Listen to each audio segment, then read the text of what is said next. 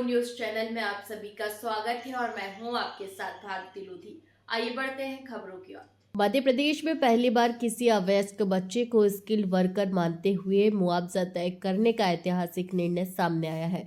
MACT Bhopal ने दमोह जिले के 6 वर्षीय हरिराम गौड़ की सड़क दुर्घटना में मौत के मामले में 19,80,000 रुपए का रिकॉर्ड मुआवजा देने का आदेश दिया। यह फैसला न केवल पीड़ित परिवार को बड़ी राहत देने वाला है, बल्कि भविष्य के मोटर दुर्घटना क्लेम मामलों में एक न्यायिक दिशा में स्थापित करता है।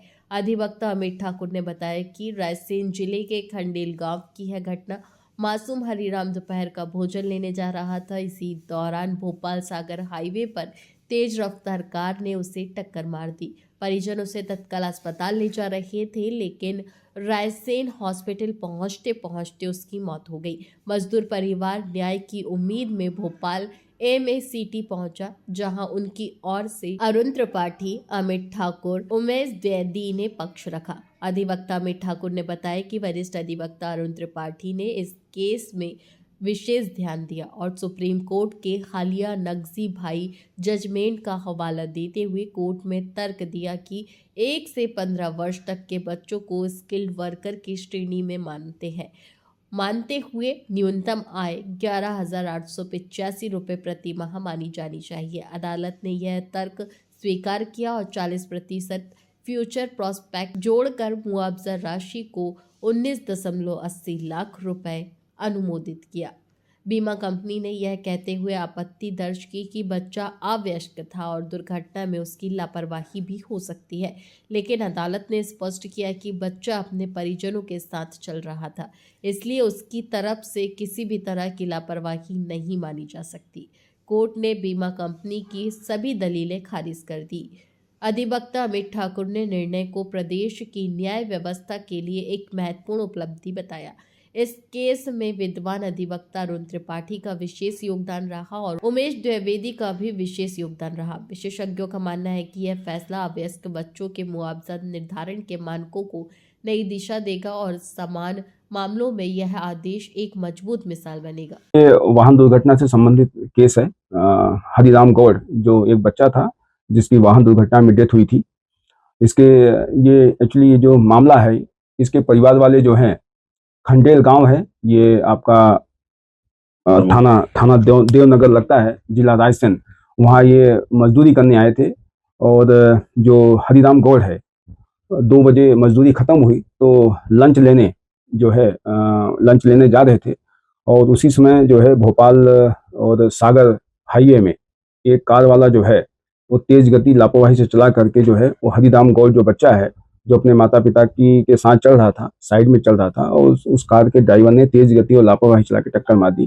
टक्कर लगने से बच्चा जो है सड़क पर गिर गया और उसे इलाज के लिए रायसेन ले जाया गया, लेकिन इलाज रायसेन पहुंचते पहुंचते उसकी डेथ हो गई।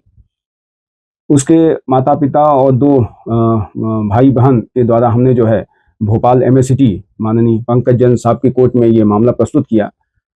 चूंकि ये हमने जो क्लेम प्रस्तुत किया था 11,73,000 का क्लेम प्रस्तुत किया था और माननीय न्यायालय ने जो है चूंकि बच्चा अवयस्क था, उसकी उम्र मात्र 6 वर्ष थी, पर चूंकि शीर्ष अदालत का जजमेंट अभी हाल में ही आया हुआ है, नगजी भाई का जजमेंट है, जिसमें शीर्ष अदालत ने कहा है कि बच्चे जो 1 साल से जो 15 साल तक के बच्चे जो रहते हैं उनको स्किल्ड वर्कर की संज्ञा दी और उनकी आमदनी जो है, ये माना कि इनकी आमदनी जो है कम से कम मिनिमम वेजेज 11,885 रुपये माना जाए।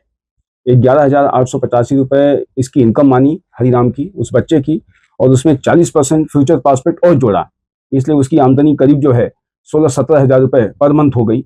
और पूरा जो है कैलकुलेशन किया माननीय न्यायालय ने, और कैलकुलेशन करके वो जो अवार्ड पारित हुआ है 19,80,000 का अवार्ड पारित हुआ है, परिवार को देने का आदेश किया है माननीय न्यायालय द्वारा। और सबसे विशेष बात यह है कि ये अभी तक का जो है MP का ये पहला फैसला है, क्योंकि अभी तक जो बच्चे के केस में जो डेथ होती थी उनको जो कंपनसेशन मिलता था, कभी 5 लाख, कभी 4 लाख, कभी 3 लाख, कभी 7 लाख, इस तरह का कंपनसेशन मिला है। लेकिन ये पहला फैसला है जो कि 6 साल के बच्चे को माननीय श्रीमान पंकज जैन साहब जो भोपाल MACT में 4th MACT में पदस्थ हैं, उनके द्वारा जो है ये 19,80,000 का अवार्ड पारित किया है। सर किस तरह की दलीलें रही और कितने समय तक? सबसे देखिए ये केस हमने ये 22/8/23 का एक्सीडेंट है और हमने जो है 28 अगस्त 2023 को केस फाइल कर दिया। तो 2023 और 2024 तक पूरा ये केस चला और इसमें बीमा कंपनी का मुख्य रूप से आपत्ति ये थी कि बच्चा अवयस्क है और कम उम्र का है। तो और चूंकि ये रोड में चल रहा है तो इसकी स्वयं की लापरवाही बीमा कंपनी ये साबित करने में रही कि ये स्वयं की लापरवाही से दुर्घटना हुई है। बच्चा सड़क को पार कर रहा था और पार करने के दौरान जो है दुर्घटना हुई है, इसलिए ये क्लेम निरस्त किया जाए। बीमा कंपनी की ये दलीलें थी।